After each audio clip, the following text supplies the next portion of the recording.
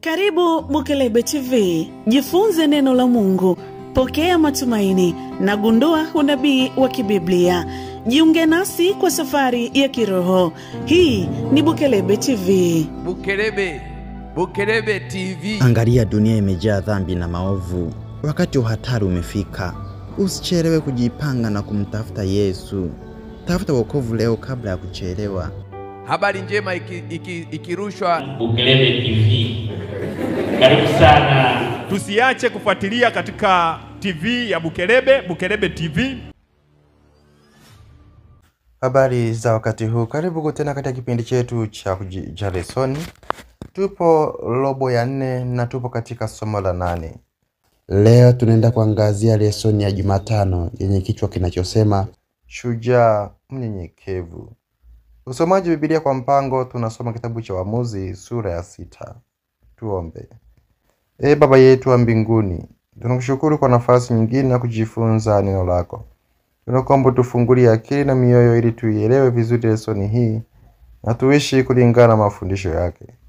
Tunaomba haya kwa jina la Yesu. Amina.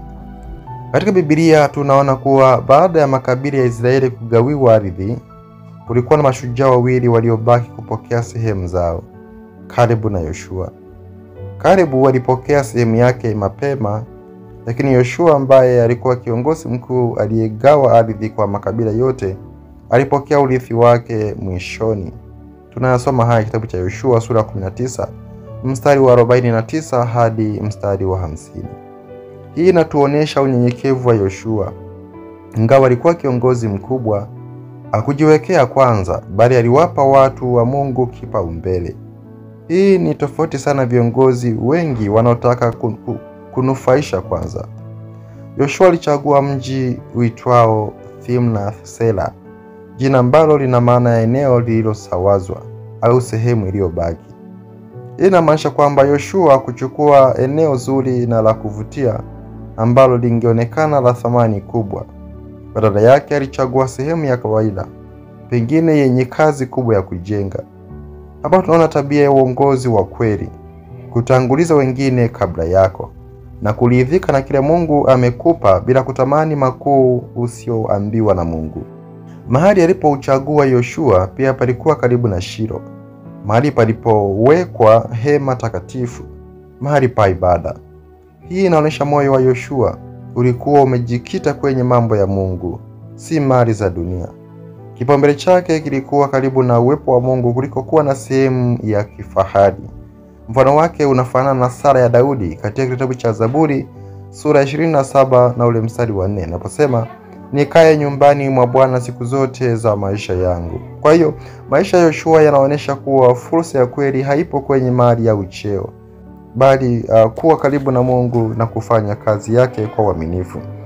Tunapoulizwa tufundishwe nini kutoka kwa mfano wa Yoshua, tunaweza kusema tusaidie kuelewa kwa unyenyekevu ni sehemu ya uongozi wa kiroho. Tunaweza kutumia funzo hili kwa kukumbuka kutokujiona bora kuliko wengine, kutokutamani vyeo au mali kubwa, na kujifunza kuridhika na kile Mungu anatupa.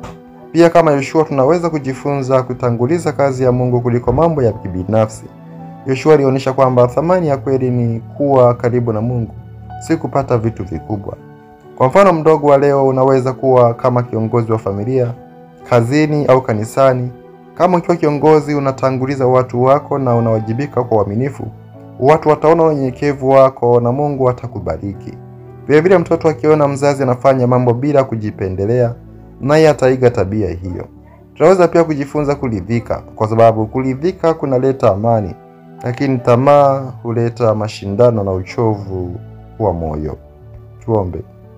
Bwana Mungu wetu, tunakushukuru kwa mfano wa Yoshua ambaye alituonesha unyenyekevu, alituonesha uaminifu na kuridhika. Tusaidie kuwa viongozi wanyenyekevu katika maeneo yetu ya maisha. Tusaidie kutanguliza wengine, kuishi karibu na wewe na kutoruhusu tamaa za dini zitupotoshe.